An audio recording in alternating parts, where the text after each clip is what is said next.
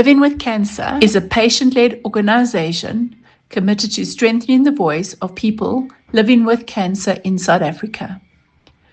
Through advocacy, community engagement, and the development of the country's first patient-led cancer registry, the organization works to ensure that patient experiences, data, and lived realities contribute to better understanding, research, and support for those affected by cancer.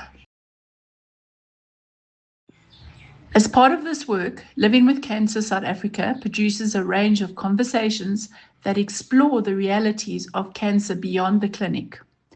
What Cancer Reveals is the organization's third podcast series and introduces a new perspective on how cancer is understood and discussed. This series steps outside the familiar stories of diagnosis, treatment, and survival. Instead, it explores what cancer exposes about systems, power, data, identity, and the invisible work that patients, families, and caregivers are often forced to carry out in order to survive and be heard. Each episode invites guests to reflect on what cancer revealed in their own journeys and in the systems around them.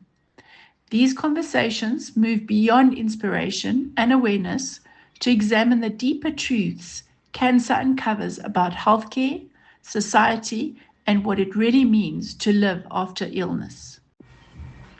What Cancer Reveals is an invitation to listen differently, to question what we think we know about cancer, and to recognize the knowledge that emerges from lived experience. Welcome to the Living with Cancer podcast series, What Cancer Reveals, episode 2. Today we have Jason Goodall with us. Welcome, Jason. Thanks, Bea. Nice to see you. Thanks for having me. So Jace, maybe we could just start off with sharing a little bit about your cancer journey and your story. If you want to just share with our listeners when you got diagnosed and kind of what happened. Yeah, sure. So thanks very much, and thanks for having me and sharing the journey. Firstly, before we start with my sort of journey, I think sharing is probably the most important thing and maybe the biggest lesson, frankly, that I learned through my own cancer journey. And obviously one of the reasons why I'm trying to help you with living with cancer, because it is all about knowledge, it is all about information, and most importantly it's about creating a community and sharing. So fantastic to be here. But I suppose my cancer journey, I didn't realize at the time, but started with my dad and my brother, in that they were both prostate cancer. They both got prostate cancer during their lifetimes. So I suppose in a strange way, and it was actually helpful in some regards, in that I'd seen them go through various treatments and come out the other side. So it was always very much in my mind. We know there's such a strong genetic connection between generational cancers, and if you're unlucky enough to get the gift of the DNA, then there's a higher chance that you're going to get it. So it was always top of my mind, and from a very young age, I guess, when it comes to prostate cancer, probably in my early 40s, I started getting tested. My PSA tests are done, and they were always slightly elevated, but fairly consistent. So that was probably before 2010, probably about 2006, 2007. I used to go for annual tests, and that went on for a long time. And I was sort of diagnosed officially with cancer in 2022. So it just shows the sort of journey, but thankfully that I was sort of on top of it. And at that time, my PSA level had breached what they think is sort of the benchmark of 4. I was living in the UK by then, and through the NHS, and they suggested that because my PSA levels were elevated, because of my family history, that it made sense for me to go and take further tests. So that's when the journey began. I had a MRI scan that picked up some activity in the prostate, and after that I had a biopsy where they basically take extracts out of those areas. A much easier process today. And I think some of what we should talk about, B, is that obviously there's so much fear when it comes to just the word cancer, but also a lot of fear, and certainly in men, and understandably when it comes to prostate cancer. and treatments of prostate cancer, which is probably one of the reasons why it's very tempting to avoid, right, rather than confront. But anyway, I had a biopsy, and there are some horror stories around biopsies in the old days. It really, well, for me anyway, wasn't that bad, in that, you know, the treatment and the pain medication and stuff is very different today from what it used to be like. It's much more scientific.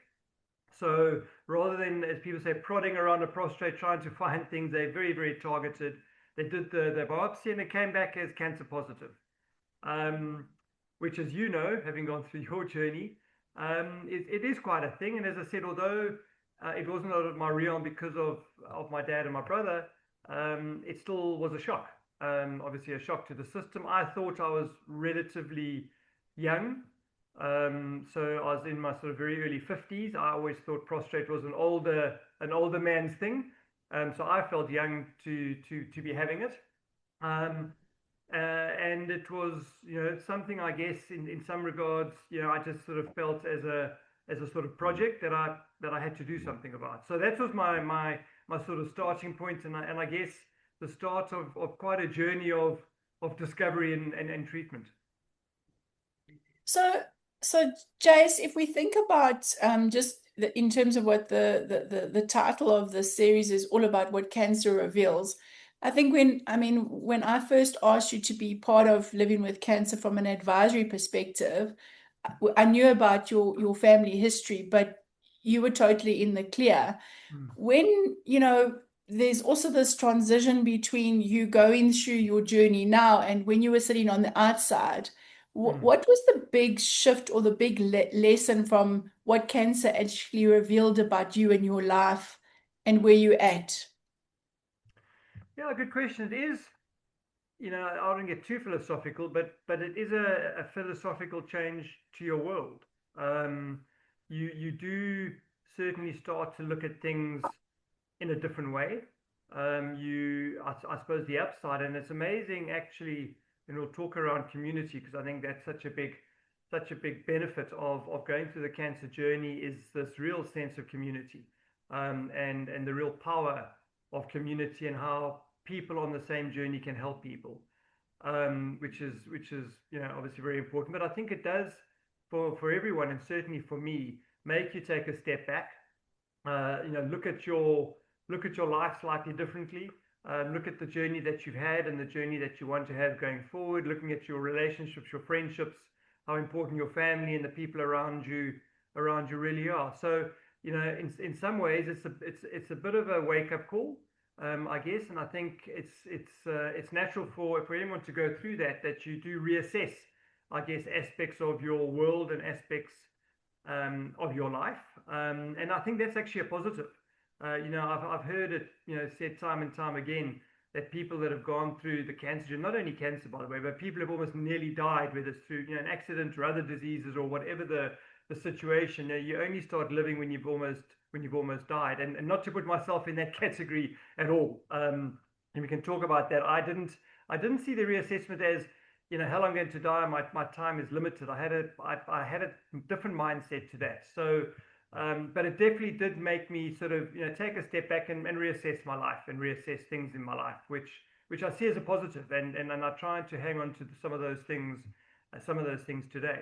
I think the second thing that it did is, you know, it made me realize that as much as there are people to help you, and there's obviously amazing, you know, surgeons and doctors and forums and information, ultimately this is your journey.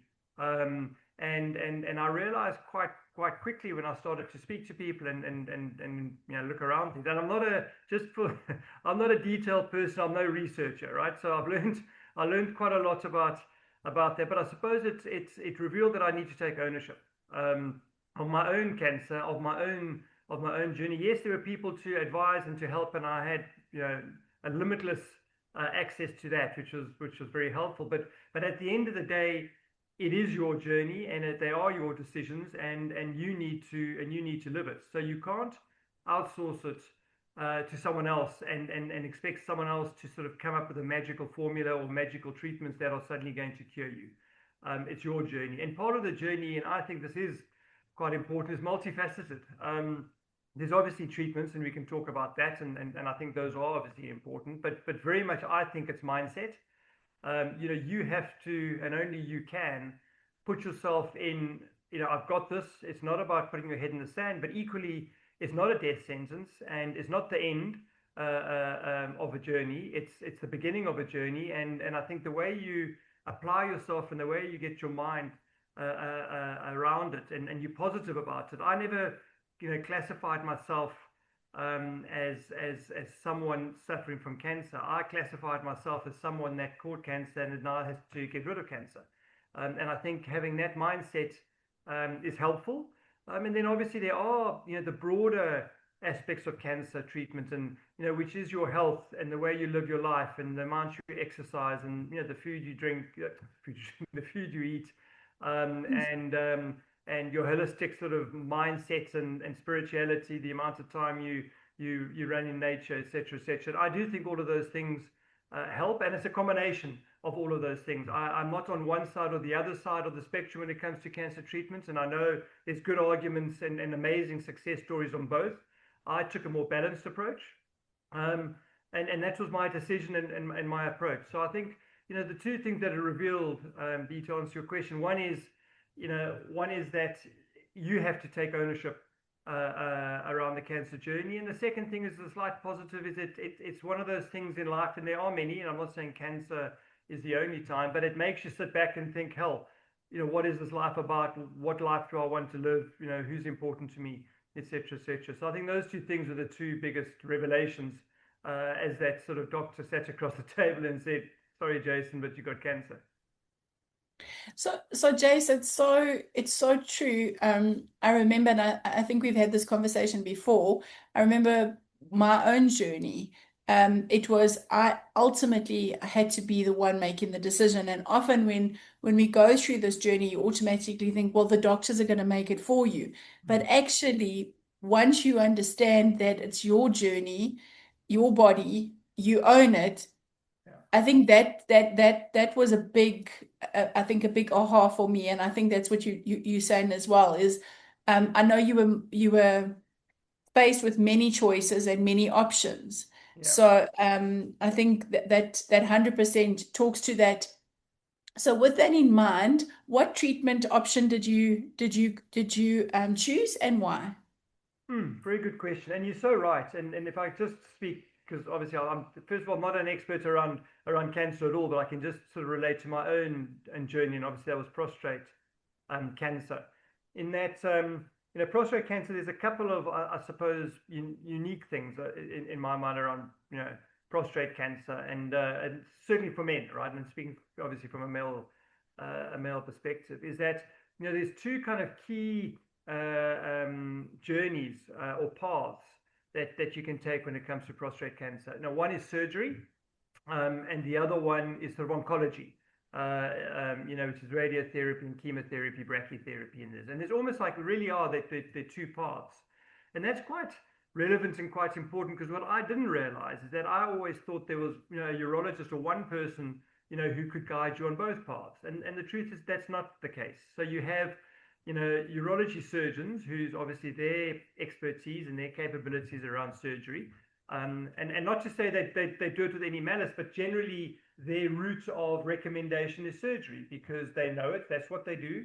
They have their success stories around surgery, and there's obviously very valid reasons to go the surgical route. Then you get the oncology side, and their obviously answer is somewhere in the oncology sphere, which there's quite a few different choices and treatments around oncology. So firstly, I think, as you said, no one's going to sort of give you the answer. I think you need to understand both journeys, and there are pros and cons to both. And I suppose that was my early second learning, is that there's no silver bullets in that. Well, you can do this one, and it's sort of more guaranteed, less pain, less consequence from treatment. Everyone has their upsides, and every treatment option has their downsides.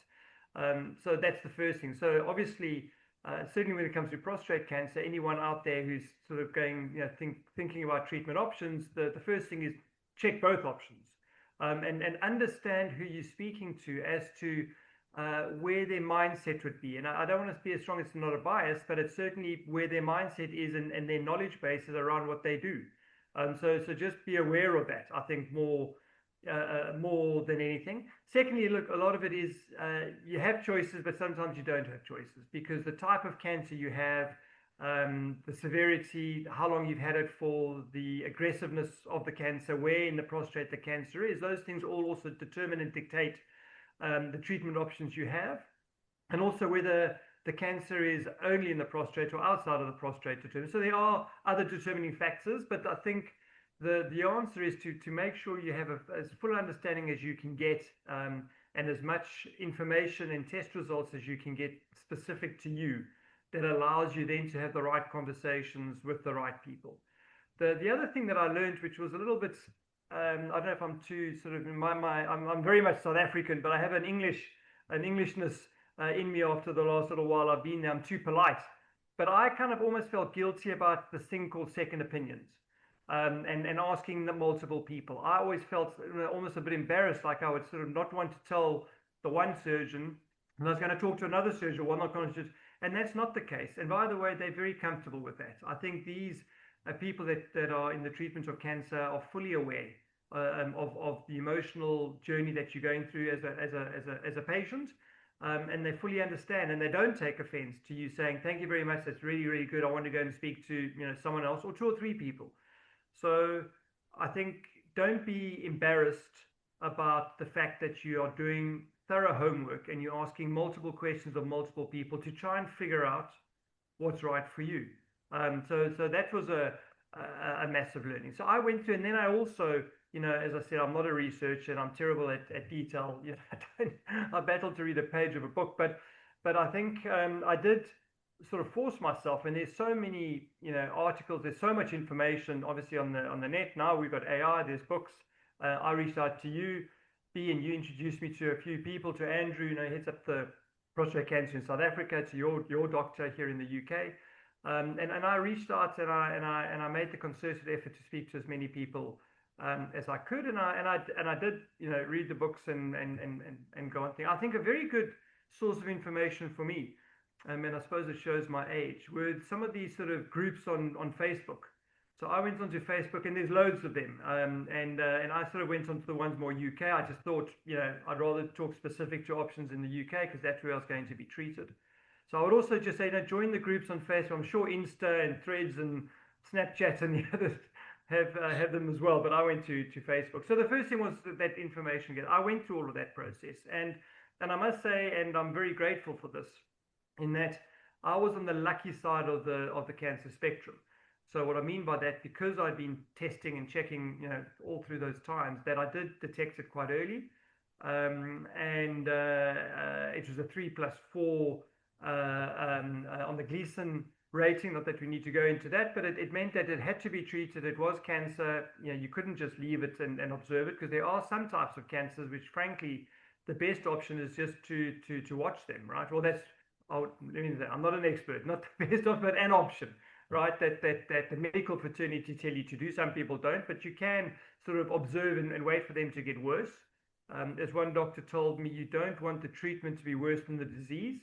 And as we said earlier, these treatments do all come with side effects. But I had to be treated, but I was on the middle scale, I suppose you call it, as a Gleason score 7.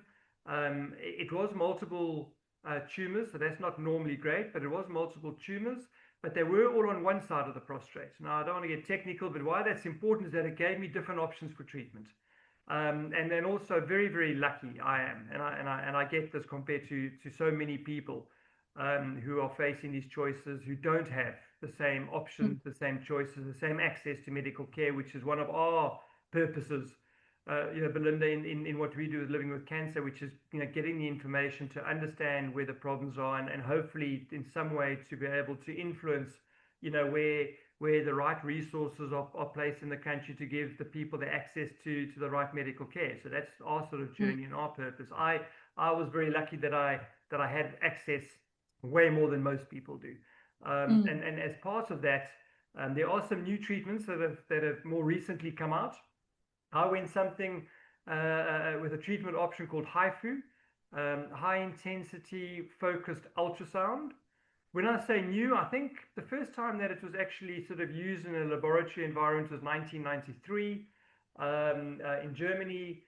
In fact, and I think they started to do it on a more general basis, certainly in the UK in 2012. So when I say new, relatively, right? So 15, 14, 15 years old. And I went to that option. And as we said much earlier, it's your journey and your choice and your life. And that was the choice that I made. I also mentioned that it's not perfect. And I'll tell you the pros and cons to me and my own decision making. And other people would have done different things. And by the way, and this is the challenge you have in the journey, is that I was recommended to go different routes. So candidly, the recommendation for me was to have the full prostatectomy because it was in the prostate only, which was obviously a very good thing. It hadn't spread outside of the prostate. Because of my age, because I was relatively young, and because they said because of your age and because of where it is, you can almost, let's just get rid of the cancer, which is quite a logical thought process. But coming with that, a full prostatectomy, and there's massive success stories. So let's not get me wrong, and many of the people that go through it do come out the other side totally fine and totally recovered.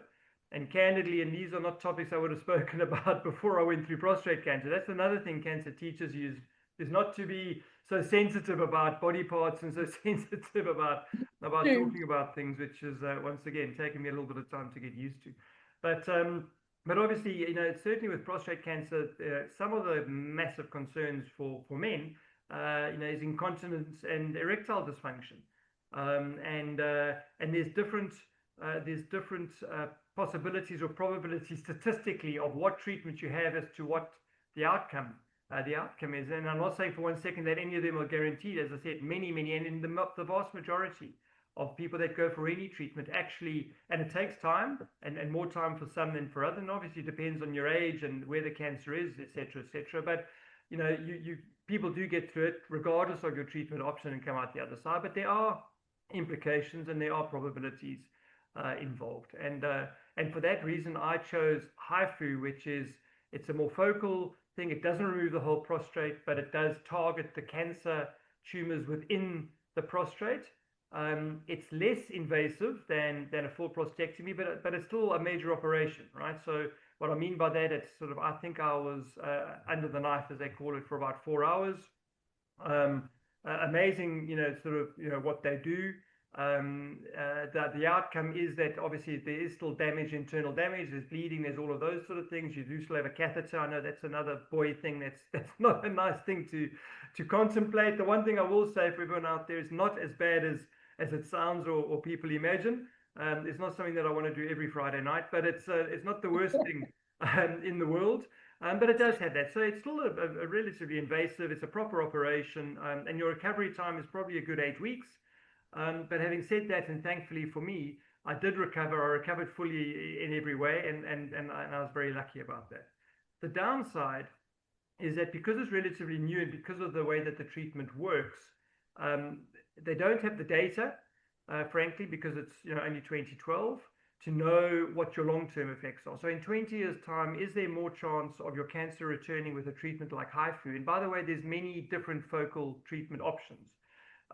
But is there a higher chance of your cancer returning in 20 years' time if you have HIFU versus a full prostatectomy versus if you have some of the oncology type treatments?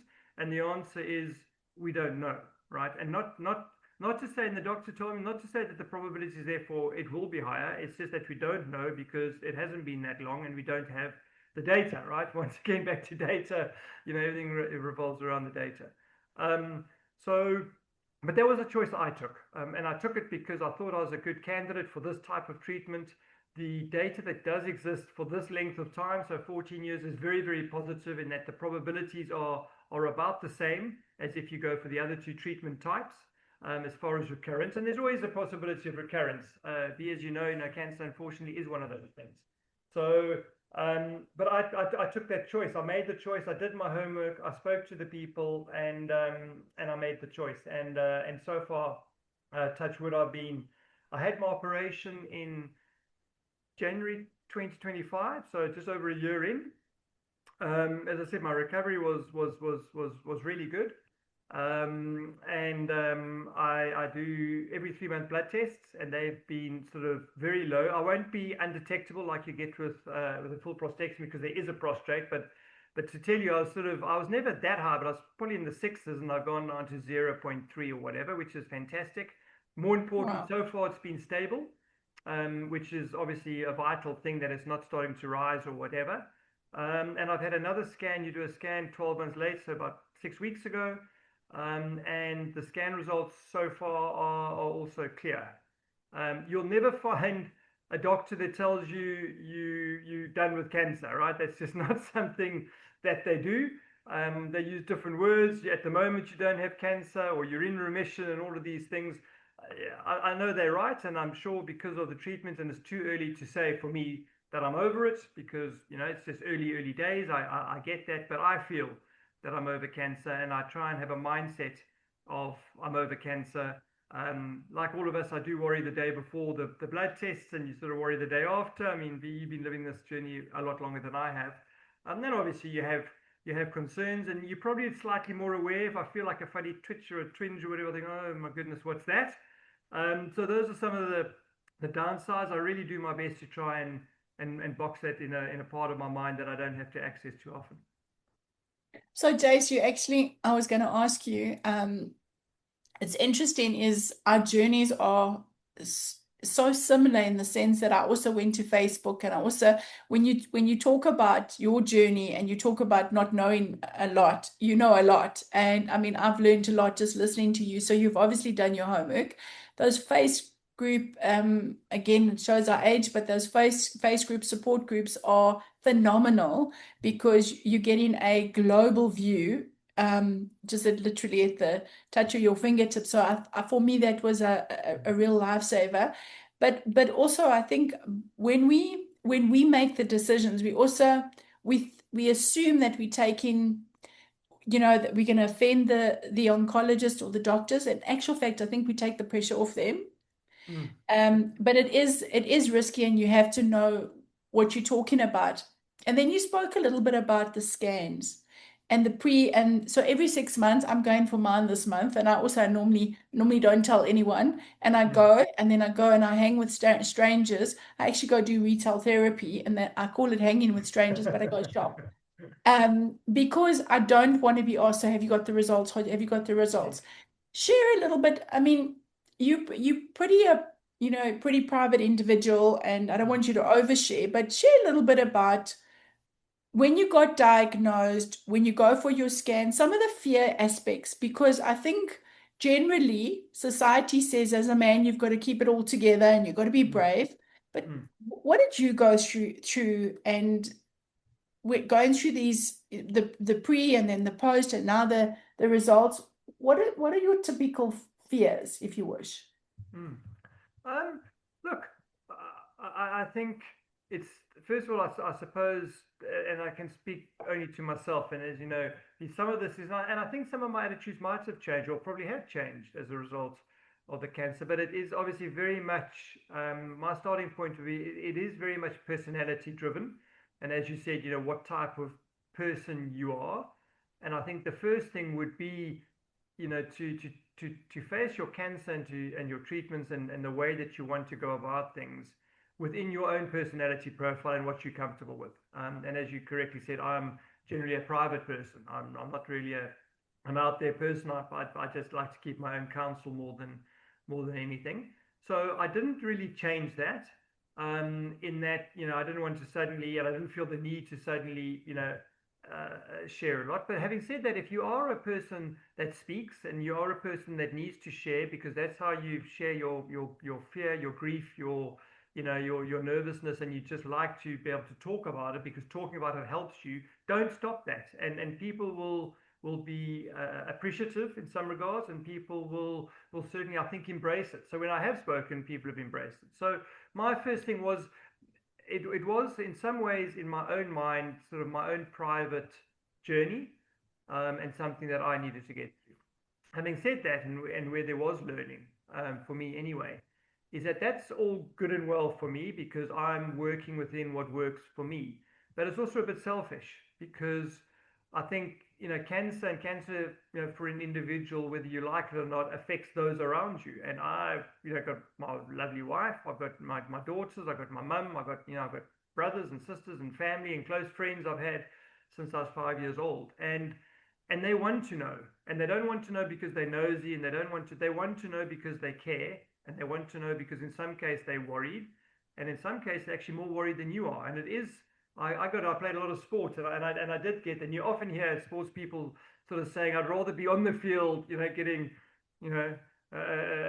tackled by Sia Khaleesi than off the field. And it's hard to believe, but you can believe it. It's in some ways you as the person going through it, because you get your mindset in a certain place to go through it, because you are the one having the conversations, doing the research. You almost sort of get engulfed in it, but it's actually more comfortable because you know what you know, and you on a journey, you act it, so you feel that you're actively trying to do something about it, which I think makes you feel better. When you're slightly on the outside and you are the spouse or the parent or the child or someone going through this, you want to be included. So I had to learn a little bit of that, because it's not my natural way. But my kids didn't let me have my way. So I did share. So my sort of approach was that I didn't, as you said, every test, every blood test, every appointment, I didn't sort of tell people and come out and broadcast it. My family were very, very much involved. But equally, if people asked me, I wasn't hiding from it.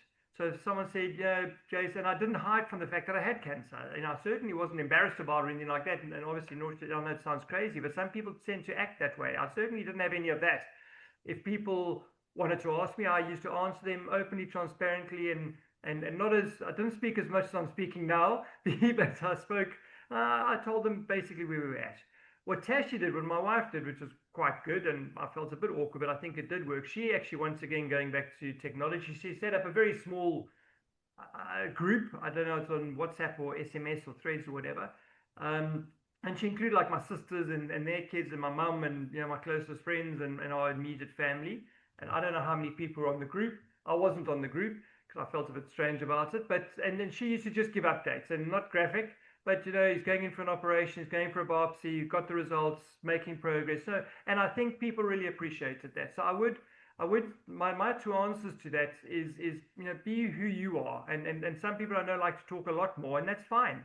And do that, and don't feel that you shouldn't be speaking about it and people embrace you. I think the second thing is to realize, as much as you've got to do it your way, there are lots of people around you that care. And I think somehow you need to make sure that they are on that journey with you. You're not on your own. And as we mentioned, those are two groups.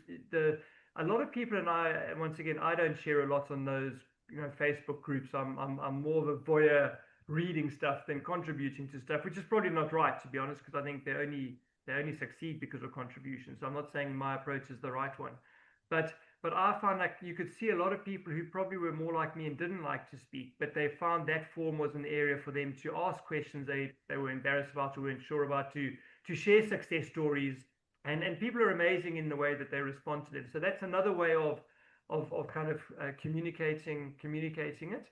But yeah, that my journey was maybe a little bit more I definitely brought in the people that are close to me, and in the beginning it was more for them than for me. At the end it was probably as much for me. And I think I got a lot of benefit out of it. But I think most importantly is how handle it the way you want to handle it. And I do think positive. One thing I think I was quite lucky about, for whatever reason, is that I was always very positive about it.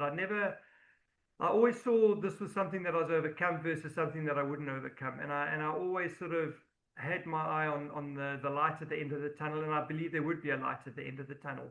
First the other way. Now I know, once again, that's easy to say, and some people are just more naturally inclined. Tashi tells me, and you'd know this, I'm a 7. I don't know what quite a 7 means, but it's you're a 7. Yeah, it's like I'm a more positive outlook on life, which there's no rights and wrongs in these things, but I think that is to try and get a mindset, and however you need to get to that mindset. Some people obviously turn to spirituality quickly. Some people turn to just but researching a lot. Knowledge gives them that mindset. Some people, sharing, talking, being with people. It doesn't matter what it is, but but find it. And then the last thing, and they do say this, is obviously to try and manage your stress around these things. Now stress is tricky, because once again, it's hard to change who you are and how you handle stress and how you relate to stress.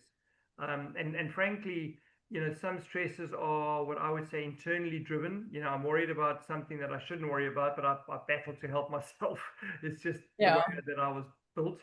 And other stresses are outside stresses, and they're real stresses. They're outside stresses that are in some ways out of your control. And I'm going through a lot of outside stresses that I have on my in my life, like a lot of other people do, and not more than I think other people do. But there are stresses, and it's difficult because you can't control them, and yet knowing that they are impacting negatively and quite harshly on your health.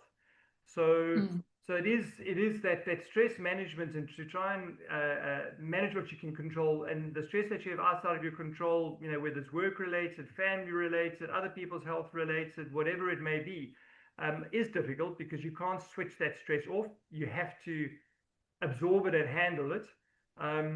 But that's difficult, and try and find mechanisms to do that. As you can see, I'm in my running jumper. I'll go for a run, so I try and exercise as my managed exercise, read books, watch movies, but whatever it is, find your way.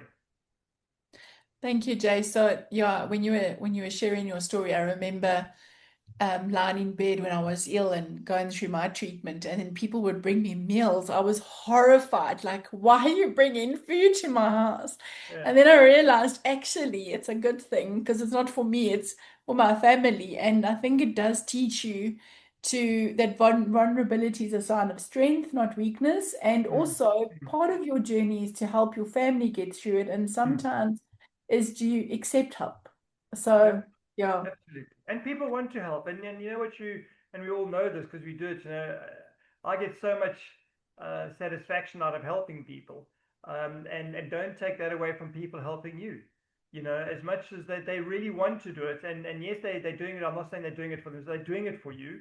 But they also get a tremendous amount. And sometimes, and I got that from friends, actually. And even my own family, they're sort of doing really nice things and thoughtful things. I said, it's not necessary. I mean, it's very thoughtful, they said, but it is necessary for us because we want you to know that we do care. And if that is bringing a meal around for the family, or buying you a book that they saw at CNA or whatever, those little things are telling you more than the book or the meal. It's that you are in my mind, you're in my thoughts. I care about you. I care about what you're going through. I care about the outcome. I'm worried about the outcome, and I just want you to know that. And as you say, it's sometimes you feel a bit embarrassed about it, but embrace it because they want to do it, and obviously it does make you feel amazed. You do realize the people that really care about you, and the people and how many there are actually, and then almost obviously you've got your family, your closest friends, in my case, massive sort of work colleagues. That amazing how many reached out, people that you sort of almost but you don't know that, or friends of friends, people that you played golf with once or twice in your life.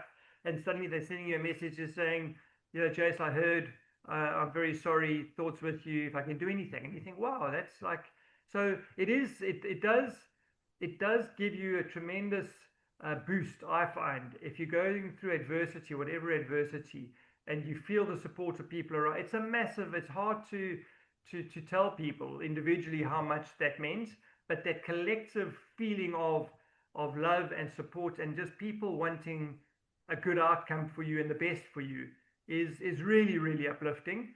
And I know it's a terrible thing to say in the terms, but it's almost like that sort of, you almost sometimes want to take the love and the words of a funeral, and let the people know before, and it's almost a little bit like that. I don't want to connect cancer and funerals, please, but it's almost that it does give an opportunity where, and in my case, I never thought I was terminal. Yes, I had problems, and the journey continues, but it did give me that real a reason for people to show how much they cared. And cancer does that. It gives a reason for you, and I'll say that to others. If you do know of anyone close to you, or not even close to you, just someone that you know who is going through cancer, do reach out. And it doesn't have to be over the top. Doesn't have to, it's just a little message, a voice message, a phone call, or whatever. Just saying, I've heard. Don't avoid it either. I know it's that always that thing, and that should I say something or shouldn't I say something? even me who's, a private person, I really, really appreciated when people just reached out and said, Jace, I've heard we're playing golf. Jim told me that you're going through some health stuff. I'm sorry to hear that, and all the best, but and that's it meant a lot. And when you get that en masse, it's like prayers or anything. It seems like something en masse really sort of it doesn't just it's not a linear thing. It really does make you feel amazing when you get a lot of support from a lot of people. Do that. Do that to your Yeah, friends and family and people that are going through tough times. I love what you said. So cancer reveals how much you loved and cared for. So that's beautiful. So Jay, so my last question to you is, you've stepped into survivorship now. What does that mean for your life going forward? How do you see the world? And then, as part of your response, what would be your words of wisdom to other men out there? And I'm specifically asking about other men because often men are generally, and also from a South African culture perspective, are normally quite private about, if they need to go for checkups around their prostate. So yeah, what would your words of wisdom and a view on survivorship, where to now, and how do you see things? Yeah, good question, B. I think on the survivorship thing, um, I've still got two trains of thought.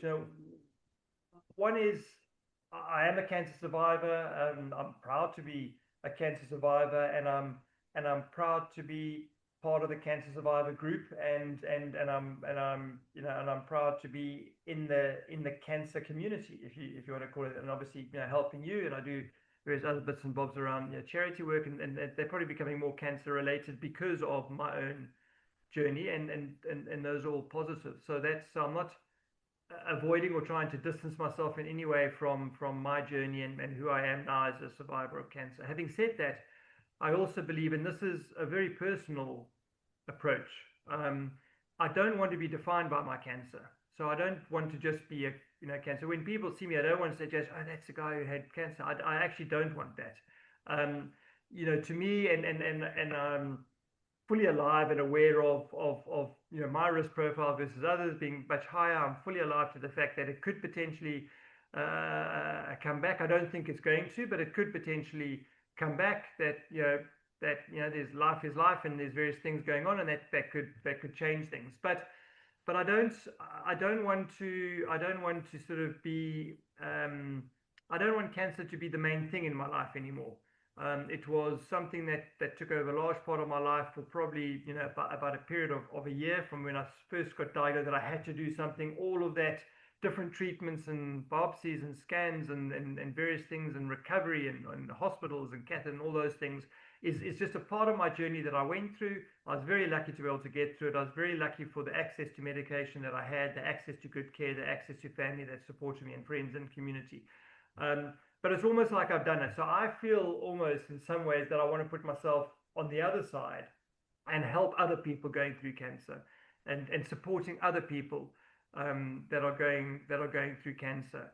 And my cancer journey now, I try to limit it to my PSA test, and then obviously it's front and center. I've got another scan coming up next year, my second year one. So obviously for that period of time, you become the cancer survivor, and I go through that, and then I like to step aside and be the cancer supporter, if that makes sense. And that's just my way, I guess. I do. I'm funny.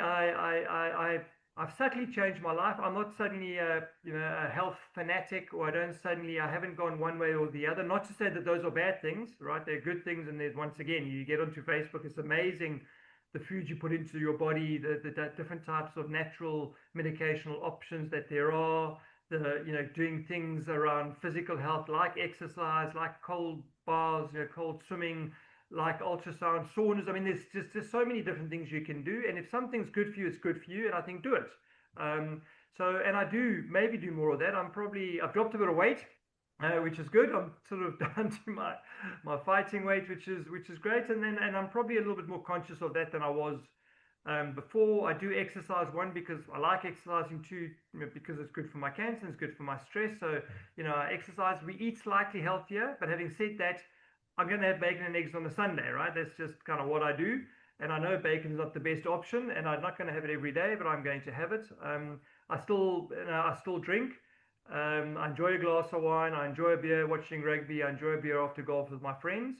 I probably drink less than I used to drink. I don't know if that's conscious or just age and lifestyle, but I still drink because, as I always say, people moan at me and they say, well, you had cancer, should you have a drink? Well, probably no from a body perspective, but absolutely yes from a soul perspective, right? So I look after my body and my soul. So I do think I'm probably more conscious, to be fair, just slightly more conscious of my body, slightly more conscious of my health, slightly more conscious of giving myself the best chance I can be to be healthy, but within parameters of, I am also, as much as, I'm a cancer survivor, I could be hit by a bus type thing. So I'm also try to balance, being healthy and longevity with also being happy, being soulful, being alive, and I love socializing and seeing my mates and stuff.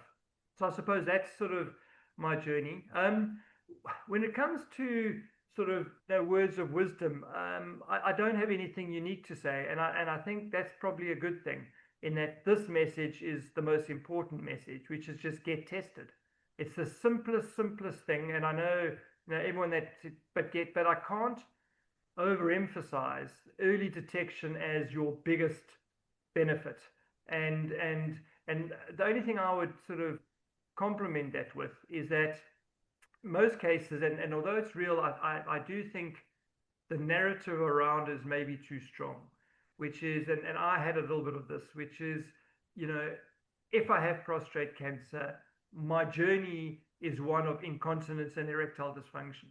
And there's a very close link to that. And that is born out of some reality, in that is a potential consequence. And lots of people who listen to this and lots of people have that, and it is something, right? It could well be, but it's not a natural consequence. It's not an obvious or a 100% guaranteed consequence of something. It is a potential consequence that often fixes itself to some degree, often gets a lot better. You might have some, and there's various degrees of things.